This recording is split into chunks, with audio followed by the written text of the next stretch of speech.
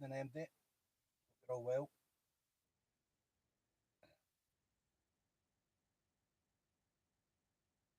Me first live for a while. Oh, it's quite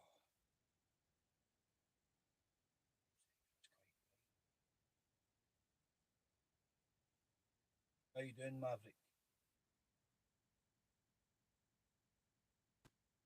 Yeah,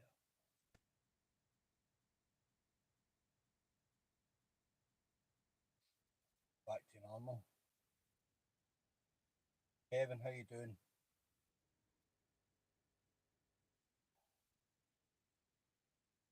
I was just going to do a quick live, guys. Hi, Jenny, Tam, Jim, Positive Vibes. How you doing?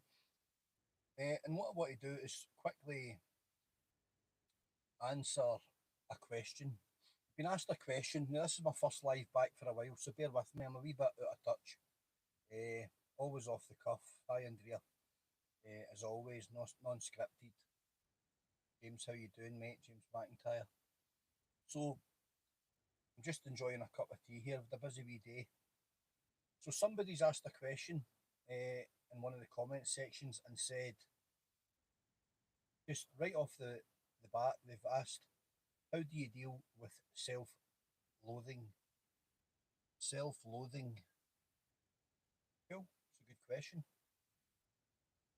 And it's been asked under me putting on a pinned post saying, ask me anything about dealing with stuff and transforming your character and anything that I've achieved, I'm happy to share. But I'm only happy to share it if I've got somewhere with it. I'm not going to spout anything. I don't regurgitate other people's stuff. And I don't follow any of the life gurus and the life coaches. I find some of them way over the top, to be honest with you, and follow it. So, yeah. So I am neither affiliated nor qualified like any of these other people claim to be. This is all trial and error for me. It's what's worked for me. I'm sharing with you. It may or it may not work. I tend to find that you keep stuff in layman's terms, you keep it simple, you keep it within the grasp of the everyday common man or woman, then it is achievable. It's when you overcomplicate and you make targets and goals ridiculous that you are usually met with failure. Because we can all make the mountain too high to climb. So let's not do that. So the question was, how do you deal with self-loathing? Okay, always honest. I hated myself for most of my life. Now, there's many reasons for that. And one of the most important reasons is that I was never truly aware of who I was. Many flaws in my character. Projection, trying to be somebody I wasn't. Trying to emulate the behaviour of a mate who appears to be popular. Trying to do many things along those lines because you're unsure of your own character. I'm glad today now, quickly I'll throw this in, that I know myself. And uh, somebody recently said to me that I didn't speak to people particularly nicely. And that's only because that person does no longer spends enough time in my company to know how I speak to anybody. Very easy to judge on a past that you know long ago. I was happy not to get into an argument other than to say that's fine, everyone's entitled to an opinion. But I'm happy for the first time in my life to know that that person this time was very, very wrong. I'm respectful. I'm always respectful. I'm known for being respectful until you disrespect me. And if you don't speak to me respectfully, How can you expect me to give you respect back and treat you decently and fairly? I'm not gonna. I'm just not gonna. I'm not gonna engage. I'm gonna leave chat. So that was that. So how do you deal with self-loathing? How did I deal with it? It took me a long time, and it took me till very recently to fully accept who I am and how I've lived my life, what I've achieved, what I've not achieved. Uh, I've never been an underachiever, but in my own opinion, I've never been an overachiever. I think I've done pretty well for the hand that I've been dealt. I think there were times in my life I could have done more when I chose to do less because I was resting on my laurels. Never rest in your laurels. Never ever. Evening, Paul. Never rest in your laurels, especially if you've got health and time on your side, or sorry, years of age on your side, and more importantly, health if you're fit and able for it. We never have time on our side, guys, because the clock's ticking and we never know the minute. So never assume you've got time. Health, by all means, grab it with both hands, but never assume you've got time.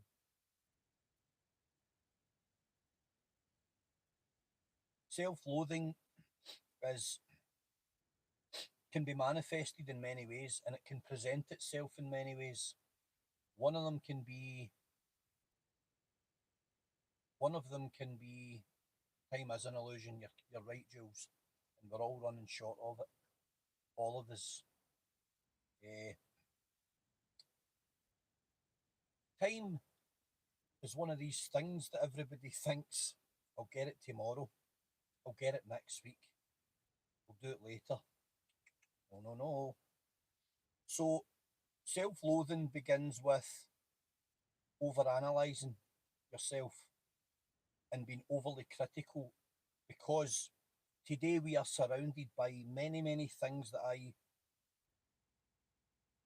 despise, and I really wish I could disregard them. But there is disparity everywhere, not just financial disparity, but there is, you know, disparity in health and all of the things, just all the social inequalities that we see every single day. There is disparity in every single walk of life. There is no working class banner. You know, we're not all the same as the working classes. Some of us are in the bread line. Some of it, some of us are below the bread line. Some of us are just above. Some of us are just walking that tightrope of survival every single day. And self-loathing can occur right when you least expect it, when you think that you're okay and you're doing okay, and all of a sudden you start to judge yourself against what you see in social media and what you see this celebrity doing and that, and you say to yourself, how can they be getting somewhere? How can that person I went to school with, they've met that guy and they're driving this nice car and they've got this, or that guy's met this girl and she's got loads of money and we've not got a nice living room like that and they're wearing designer trainers. How do you deal with self-loathing? Let me answer that really quickly. Stop believing all the shit that people are posting in their perfect lives. Stop looking. Stop looking. There you are. Forbidden Celt. Forbidden Celt and the Three Crows. Asked the question and they were on the chat, which is great. Thank you for joining us. I'm glad to answer your question the best way I can. And I'm glad you asked because I suffered from it for many years of my life. Most of my life. And only very recently, as I've said at the start, have I got on top of that because I've finally accepted myself and all my flaws. So, as I was saying there, stop looking. One of the first and the most important things that you can do in order to grow out of self loathing and get away from it and lose it permanently and actually and really truly lose it, stop looking at other people's successes. 90% of what you see, 95, 96, 7% of what you see out there is fake. Please believe me, it is. I worked all my life, and at times in my life, I made money, substantial money, and I still saw people since the inception of social media and Facebook 10, 12 years since I've been on it. I see people that have never worked a day in their life, 3 holidays, buying static caravans, driving 15, 20 grand cars, this, that, the next thing, holidays, tattoos, hundreds of pounds here, best of clothes there, and I say to myself, wait a minute. I'm living out a bag, getting on planes, working in the the Netherlands, working in the Norwegian sector, working in the North Sea, working in Africa, working in Iraq, the Middle East, hopping off planes, working in 60-degree heat. And I'm saying, and I'm not living like that. So something's not right. If I'm not living and I can't do these holidays and I've never been to Disneyland and I can't do that and I can't do this, how are they doing it? Guys, self loathing is a really, really deeply tragic consequence of over analysing and being overly critical of yourself. Learn to love yourselves more. Learn to accept yourselves. I don't care that I don't have to project that I'm a tough guy and that I don't, that somebody might watch this and go, he's lost his marbles, he's cracked, he's a hippie, blah, blah, blah, drinking herbal tea, talking rock. I couldn't care less, okay? Because only I need to know how tough I am. Doesn't matter. Nothing matters. It's not a competition. I'm on the hippies forever. It's not a competition. It's not who can shout the loudest, who can fill the room, who's got the biggest biceps. It's all bollocks. It's all social media bollocks. It's mind conditioning and it's mind numbing bullshit. It's all lies. All of it out there's lies. Everybody that is projecting stuff and can't wait to show you their successes on social media and can't wait to ram it down your throat that they're doing so well and tell you that they're going their third or fourth holiday and show the wealth. See those that's showing the wealth. Bullshit. What kind of person do you need to be that you when you know your pals or those in your Facebook, those that are really really struggling, you want to wave the wealth in front of your face, in front of their faces, new cars, holidays, clothing, big piles of. I see now there's a trend of when kids go back to school, they get toys and balloons and congratulate all this materialistic crap, showpiece crap. Give it a rest. Give it a rest. I don't care if you delete me. I don't care if somebody sees this and goes, he's a clown. He's an arse. That's aimed at me. It's not aimed at anybody, but if the shoe fits, wear it. Stop. Why not keep some little personal moments? If you want to get your kid a balloon, cool. Got my kids balloons at times in their life. But it all doesn't need to go on platforms for the whole world to see. Some people can't afford 30 or 40 quid for those balloons or whatever they are, or that computer game that cost a day and a half's wages just because your kids went back to school. Creates self loathing. It creates hatred because people end up hating themselves because they're judging themselves against people like you, ramming it down their throats that you're doing better than them.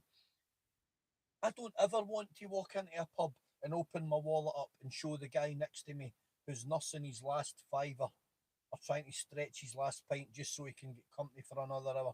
A wallet full of 20s. Never did it in my life. I've not got a wallet full of 20s. And I never wanted to be the guy that would show it off or tell people what I was earning. They could put two and two together and say, Alex stays in a nice street, blah, blah, blah. Uh, he's got a nice this, he's got a nice that. But it's not hard to work out. At a time in my life, I did okay, but it didn't matter because I never forgot myself. The door was open for anybody. When you came in, the kettle was on, the soup there was a bowl of soup there, and people were welcome.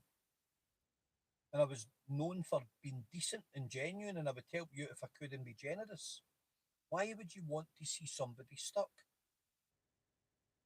Anything I've done in my life that's good for somebody was done for one reason only, never for public merit. It made me feel better because I didn't like myself. So if I could help a guy up or give somebody a punt up or throw somebody 20 quid or help somebody with something, I felt better about myself. I didn't need pats in the back. I did these things because they were literally like medicine. You do good, you see somebody getting a little raise from it, a little glow from your act, like I pay it forward. That was enough for me. That was enough for me to do it. So how I overcame self-loathing was by multiples of those acts, by continuing to try and outdo being the bad guy or whatever else by doing good, good, good, good, good. That was all I tried to do. Do good. And if you make mistakes or you hurt somebody along the way, do double good the next day to try and balance the spreadsheet. Good always beats evil. Every time. Self loathing is a horrible, horrible affliction. It's a horrible affliction. Men are as equally at risk of it as women.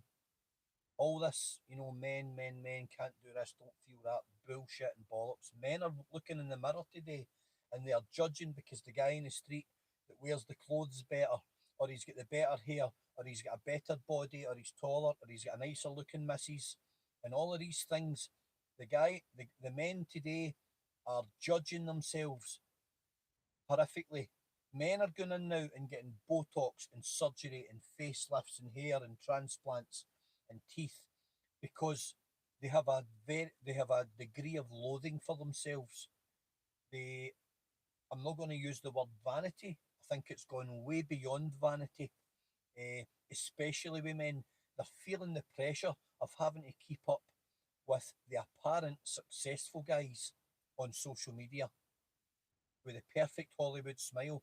My teeth just now need some work done in them. Okay, for the first time in my life, I'm conscious and aware of my teeth. I've got nice teeth, but I've lost a couple inadvertently.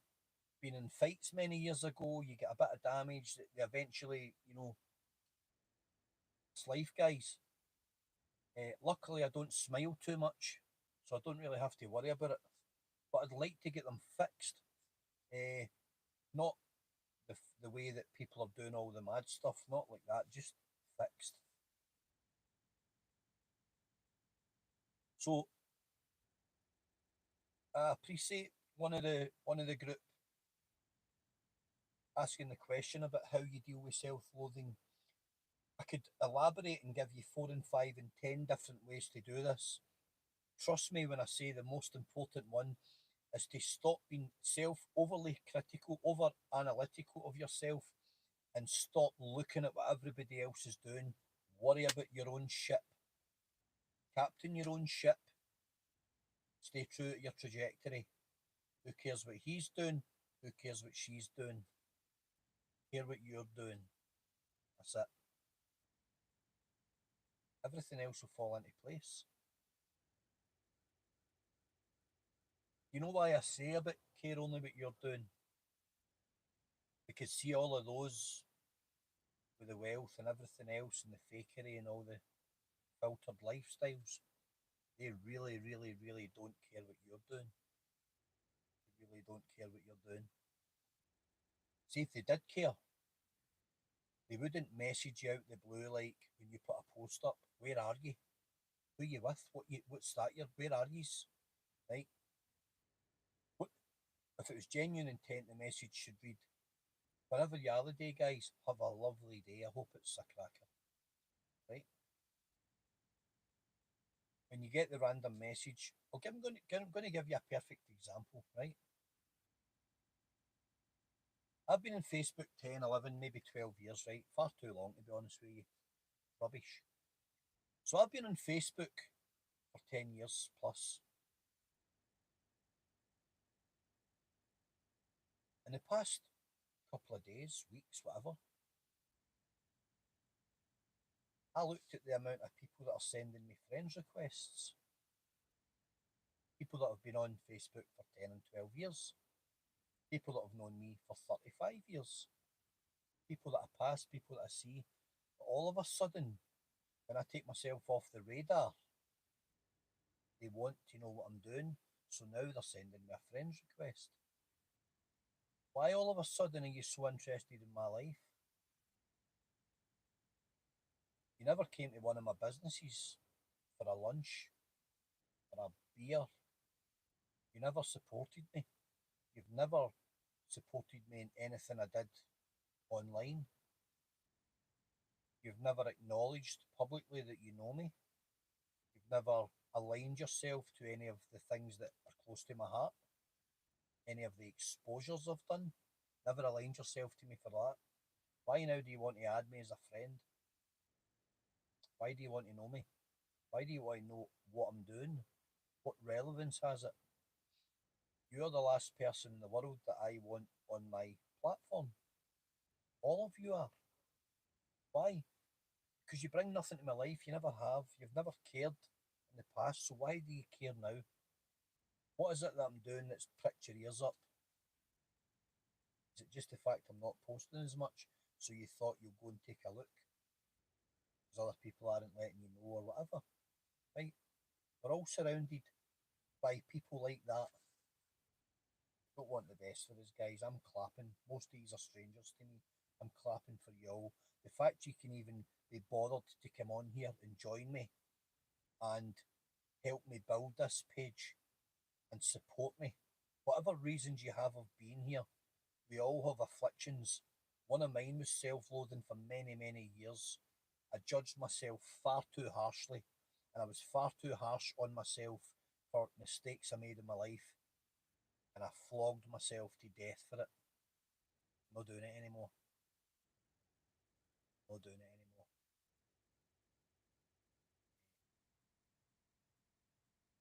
Nor am I explaining myself anymore. Not doing that either. Because it doesn't matter. It's not going to change the outcome, and it's not going to change the past. So, on the subject of self loathing and traits similar to that, please work hard on yourself to be more accepting of yourself for all your mistakes, your shortcomings, anything that's going wrong with you. Please work hard to accept them. I didn't always get it right in my life. You hurt people that you care about, you cut off friendships for meaty, minuscule, silly reasons. You cut off things. You do it. We all do it. And then we live with the aftermath. There are people that I would love to see in my life. There are people I'd love to be in contact with, and I'm not. They know who they are. You make specific choices, and I have to have the conviction to stand on them. I have to stand on them. I have to, for the health of this over the health of that. That's what's important. What's going on in there is what's most important. So build yourselves stronger from the foundations up. If you have to go back to the beginning, start to build yourself up brick by brick, block by block, build yourself up again and make yourself robust, make yourself strong, make yourself mentally fit, Keep this in tune. Keep it all in tune. It's all the same machine. Stop being critical of yourself. Stop hammering yourself when you make a mistake or you slip or you trip. We all do it. Get up, get forward, get moving again. Let me love yourselves more. Stop looking at him and her. Stop looking at all of them. Don't follow the crowd. Don't. Who cares what they're posting? If that's what fulfills these people, believe me, their lives are every bit as higgledy piggledy as everybody else's. They've got emptiness, they've got problems, they've got bills, they've got things they can't catch up with, they've got stresses.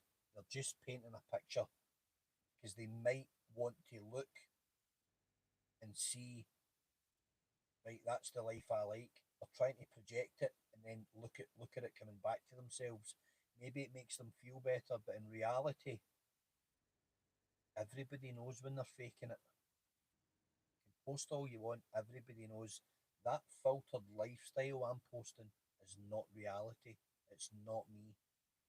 If somebody's trying to convince themselves, if they're so deluded that they're trying to crack on, wish you well.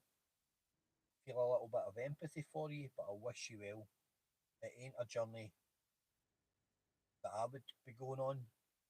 I'll never lie to myself again, and I will never be derogatory to myself again. I will never be resentful of myself again. I'm getting on with my life. Come with me or don't. It's no drama.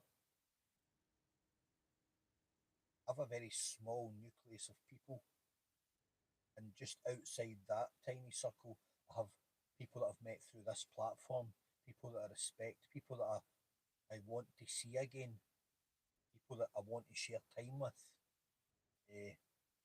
people that I've met through later things in my life. My big mate, Big Luca, Jim Smith, wee Charlie, who's up here now. And I don't see them often and I don't talk a lot, but when we do, the crack's good. And I respect them because they're in their own personal journeys and they're fighting, they're moving forward. Regardless of what's dragging them back, they're moving forward with the slips, with the trips, telling themselves, "What have I done in life that's deserving this? I must have been bad, none of all that, all the affliction, all the thought trains that we all suffer from, of being overly critical of ourselves, over analysing ourselves repeatedly, still making the mistakes. Guys, start to love yourselves more. Know why? Good mental health starts with you. No one is going to come and take you by the hand to the trough, to the magic trough, where the magic mental health water is flowing, and let you drink from it. You have to build the blocks yourself. It starts with getting rid of all the crap. Stop looking at it, stop watching it. It's making you ill, walk away from it. That's that. That's the fundamentals of overcoming an affliction such as self loathing, hating oneself. There are many, many levels to that. The extreme end of the spectrum can be self harming and being destructive of yourself through substance or alcohol abuse. Please, if that's your life, talk to us, reach out. There's no experts here, but what we all are is we're all genuine people trying to help each other. And there's a lot of knowledge within the team, the group, the following. I'm just a member of this page. That's it. We're all just equal. I'm a member of this as well. I love reading all your comments. So your input is equally as important as my input. Without one another, we don't exist. We coexist. So let's keep it moving. And I know I've been off grid and I've been off the radar a wee while. Family stuff. Back. Let's go again. Right. What advice would you give someone who is weary of going outside due to the possibility of getting stabbed?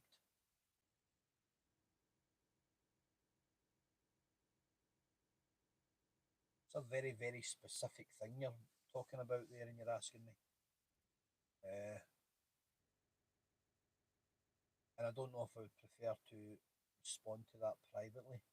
However, if it's something just in your head, then there are many, many directions you can go in. You can speak openly, which is a great way to grab anything by the horns, or you can consider hypnosis and stuff, regression, and going back and seeing why. Is it something you've experienced before, or is it a threat that's been made directly against you? It's a very open ended, kind of double edged question. There's a lot going on with that question. Uh, Someone suggesting self defence. Unfortunately, when it comes to self defence, we are not all equal. Some people are just not capable of defending themselves. Extremely slightly built, weak, people with very, very limited movement are unfortunately never going to be able to defend themselves against an aggressive person, which is a real shame. Hopefully, they'll never find themselves in that predicament. But yeah, that's quite a deep rooted question. If you would like to message me on Instagram or Facebook, my own name, Alex Kearney, Instagram, AC Shine a Light, I would hopefully age better with you. I hope you're not living in any fear of anything and there's nothing personal going on. But hit us up if we can help you.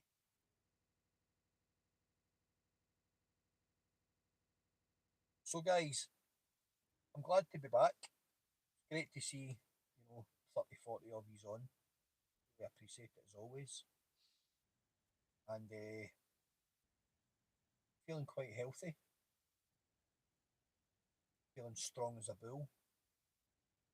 A bit of sunshine does make you feel better. Uh, Still get a little bit of weight to lose, personal reasons. And apart from that, I've got some good things in store, some interesting visual stuff in store, which I'm looking forward to getting on with. I'm just going to sort some little bits and bobs out, some kit, and I'll be updating you guys regularly. So we'll talk more. We'll talk soon. That was a nice question. I really appreciate you asking it. I hope my answer kind of clarified some stuff from my personal journey, my personal progress, and my growth. And if anybody wants to throw anything else in,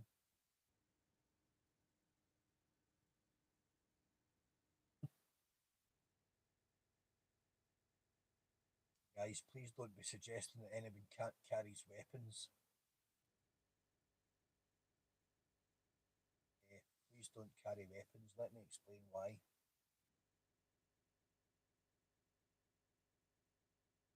I saw someone carrying a weapon into a fight because they thought it would put the attackers on the back foot.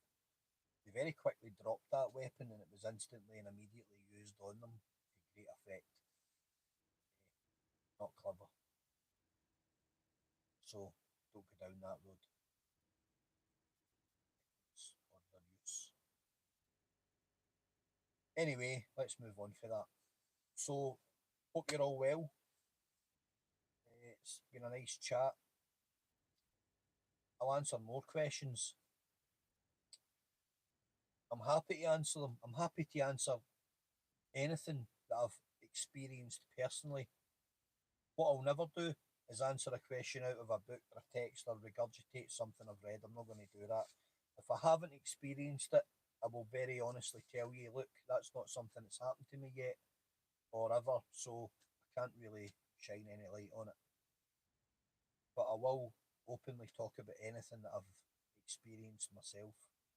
And I've experienced a massive spectrum of events and emotions in my life. Happy to share many of them. Happy to share any of them. So ask away. Right, thank you very much. What's my James Kearney's asking, what's your favourite Scottish mountain to walk up? You lighten the mood. Well, James, it all depends on my coffee intake, but you've sorted that out, haven't you? My favourite Scottish mountain is far from the biggest one, and it's very far from the most technical one, James. It has to be Sylvan in Assynt, in the Inverpoly estate. It has to be Sylvan. It's nowhere near the biggest and it's nowhere near the most technical, but it's the most stunning mountain in the UK. It sits itself from the walk in, it looks like an elephant. It's almost vertical in places.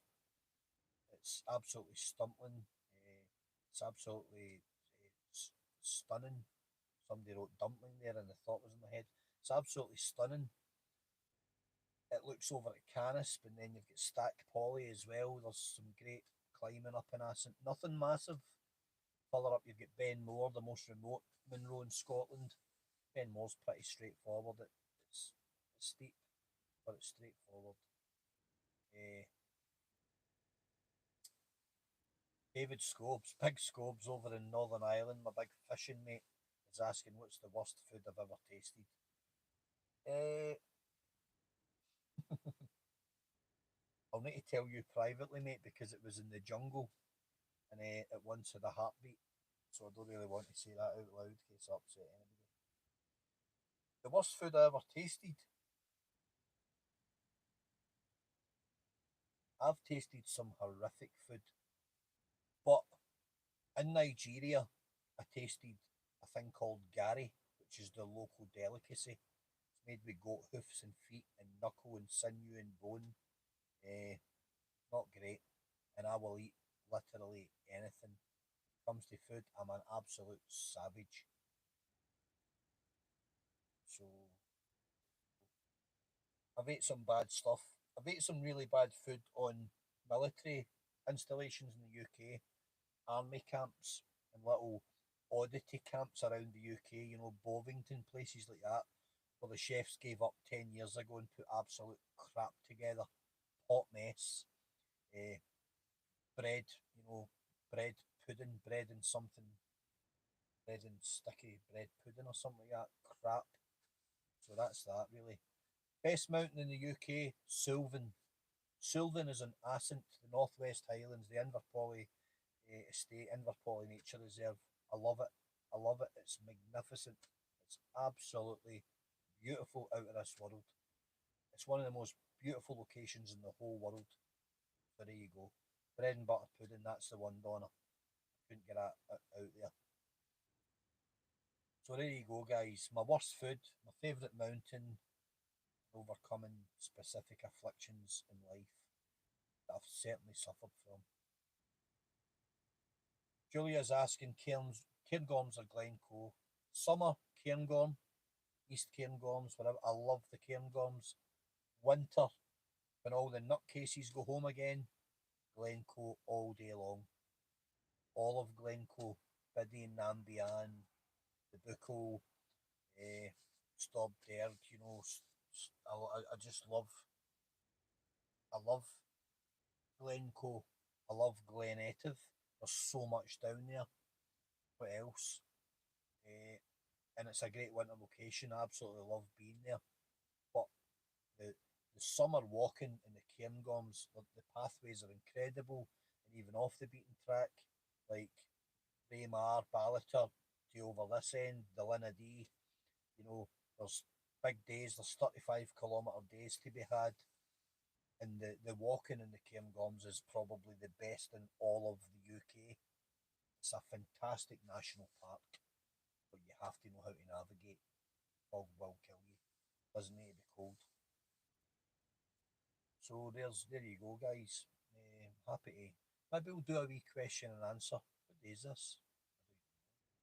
Monday. Uh, do a wee question and answer thing one night. You can hit me up with 50 questions or something, and I'll try and answer them the best I can. James, you just have to pick a time and go, even if it's 2 hours. You just have to go. Jocks Road, I know that. Psychic Pixie. There's some. Thank you, GR. Appreciate it. That's it, they're bitten by another. No, I've not, GR. No. I do think one struck at me once, and it wasn't in the Highlands. Believe it or not, it was away over near a place called Cocknolock. Jojo, how you doing, mate? Good to hear from you, Jojo. I hope you're well. It was away over by Cocknolock and Jaw Reservoir, which was way like above kind of Clydebank kind of hills, Jaw Reservoir, Loch Humphrey up around there. Somebody, Phillips, asking me, who are you? I'm nobody, mate. I'm just a guy on YouTube just talking. Uh, so I was up in the mountains, up in that area, and I believe an adder did strike at my leg because I felt something thudding against me, and I thought it could have been a twig pinging, but when I looked, there was nothing that fitted the bill. So why you have Conor McGregor accent? Somebody told me I'm nearly as handsome as Conor McGregor as well, but I'm not sure. I'll let Conor decide. So no, I've never been bit by an adder. Found one dead not long ago, up in the Gaick estate, and I have been looking for them early in the mornings. But you've got to be really, really early to rely on the roads. My mate's a keeper, really clued up with these kind of things, and he basically knows where the hot spots are. So kind of pointed me the right direction, and he was actually spot on because he saw them so many times. You get some big ones, they say they're small, 15, 18 inches and really thin. That's nonsense. You get them like that, thick as a dog's leg, 2 and 3 feet in length, and they get a really potent, nasty bite. So, they're not to be taken lightly, and they can be really dangerous. But yeah, I've never been bitten by one, and I'm aware. I'm always watching because I know they're out there, and they are out here in numbers in certain areas in the Cairngorms, especially if you go off grid across the heather, which you should avoid because there's a lot of ground nesting birds and stuff, and it's not fair to stand in their nests. Anyway, so that's that. Come dine with me. My favourite Maverick is asking, come dine with me. Favourite five guests, dead or alive? That's an interesting question. Okay. So this might come as a surprise to some. Two of the guests would be Emily and Charlotte Bronte, sisters. Charlotte wrote Jane Eyre, and Emily wrote one of the greatest books ever written, Wuthering Heights, Tenant of Wildfell Hall. They wrote those books. So it would be the Brontes. I just need to know. I just need to know what it was all about. Who else? Kate Bush. Kate Bush, an absolute must, who did the song Wuthering Heights, inspired by the book. Eh, Roger Waters, Pink Floyd. Willie Nelson. And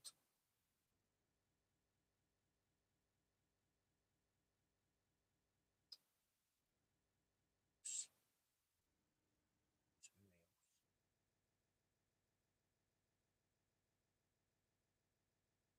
Got to be somebody else. Possibly somebody like Bob Lazar, who claims to have been at Area 51 and stuff, and very, very involved in seeing certain things that came from other worlds, apparently. Somebody like him. But I'm a literary fan, and I'm a big fan of the English classics. Uh, I've been to the Brontes house, the Parsonage Museum. Massive fan of the Brontes, and always have been, always will be. So they would be there.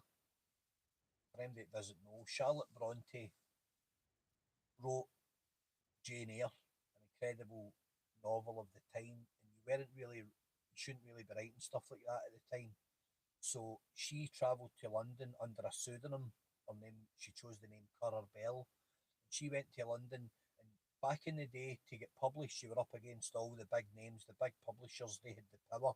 They were like the modern day media moguls, and they couldn't believe that this book had been written by this, 4'11", tiny little girl from Yorkshire. They believed it had been written by a male at one point because it was a love story. It was a story of kind of daring do and adultery, intrigue, all these things that women were not allowed at the time to talk about. It's an incredible story. It's 500 languages all around the world, so many times, hundreds of millions of copies. The interesting thing about the Brontes was the sisters and the brother Branwell. They all died TB, and Branwell died of like alcohol related malnutrition and pleurisy and stuff like that. He had a lot of health problems. But they all died very, very young, and their old dad outlived them by decades in the parsonage. Very, very tragic family. And Charlotte never knew wealth. None of them ever knew their wealth or their success because all the stuff was literally became famous posthumously after their deaths. So, real tragic family story. Incredible, incredibly talented women, and had the fire in their belly to go to London themselves and get published. They basically demanded to be published. Uh, Incredible people. Jamie Fullerton, Ivan Marks, definitely Jamie, or Big Bob Nudd. Aye, so incredible, incredible people. So aye, that would be that for me, and I don't know why. The fascination's there, but it is. Anyway, that's that. Darren is asking books or Kindle. Darren, somebody once offered to buy me a Kindle for my birthday or something. I was like, don't buy me a Kindle. I'll throw it out the window. Kindle window. I should have been a poet. I hate them. I hate them. I hate electronic devices. I hate them. I literally hate them. I'm old fashioned. I'm a dinosaur. I still have books I bought out of junk shops 30 years ago. I've always had a fascination with books, in particular old paperbacks. I love the smell of them, turning the pages. I love any little inserts in the inside covers. I love stuff like that. One of my favourite books is One Flew Over the Cuckoo's Nest by Ken Kesey, and inside it there's a little addition, and it says, from memory, it says, to Vic Lovell, who told me dragons did not exist, then led me to their lairs. And I absolutely love that. It's very telling what it's about. So there you go. I'm a big fan of books. Really, really love books. I love all literature, the Penguin classics. I'm reading a great book right now. I'll just quickly show you that so you know I'm not talking rubbish. I'm reading one of the greatest stories ever written. Uh, and if you've never read it, then you should. Herman Melville, Moby Dick. Moby Dick. Wow, what a story. Another great story is Ernest Hemingway's The Old Man and the Sea, one of the best ever written. I've read all the classics, John Steinbeck of Mice and Men. I love all of that stuff. The Count of Monte Cristo. Any of the classics, I've read them. Uh, Harper Lee, To Kill a Mockingbird. J.D. Salinger, Catcher in the Rye, one of my favourite books.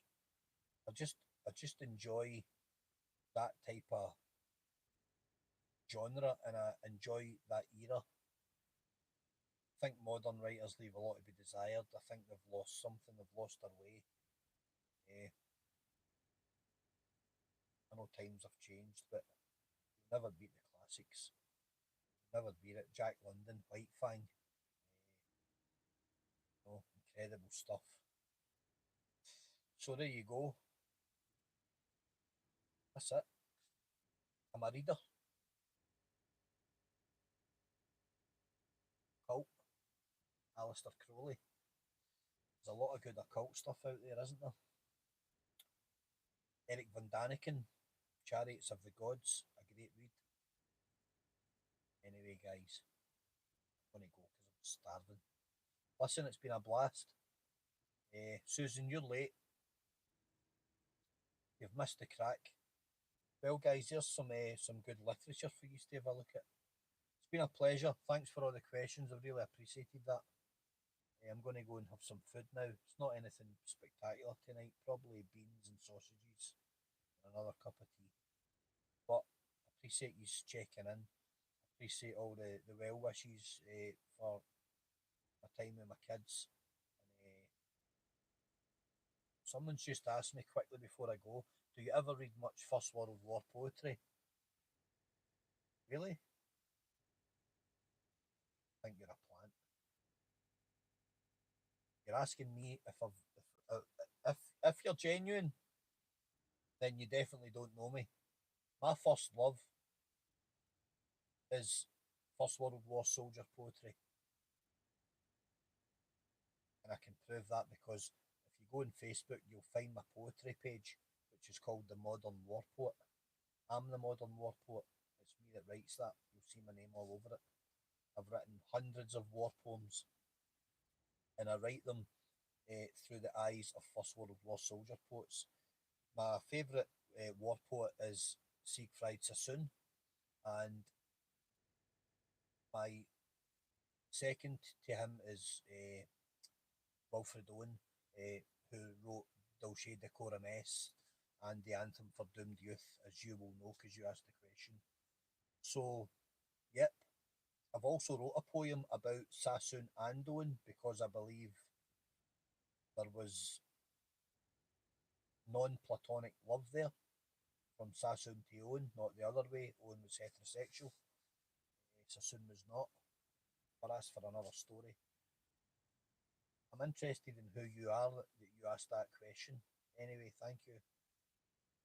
Doesn't I know all the soldier poets, all of them. I've read it all, hundreds, thousands. I've read every bit of it, and that's an interesting question. So yeah, First World War soldier poetry. For anyone that doesn't know, is one of the greatest genres. I've studied it for many, many, many years, and Sassoon, Owen, well, they're some of the greatest poets that ever lived.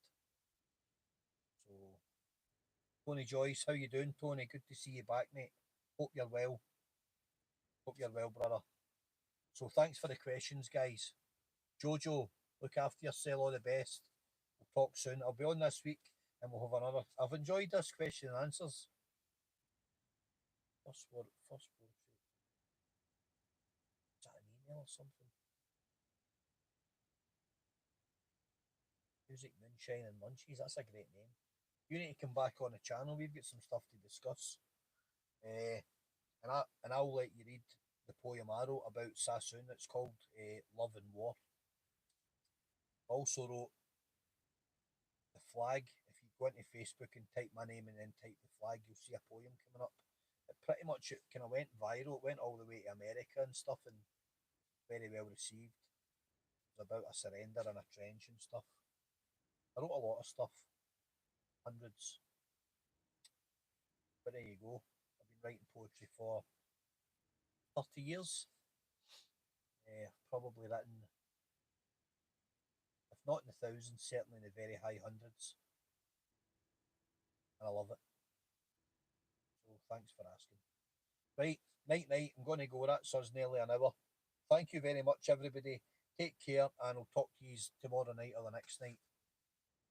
Okie doke. Good night. Bye bye.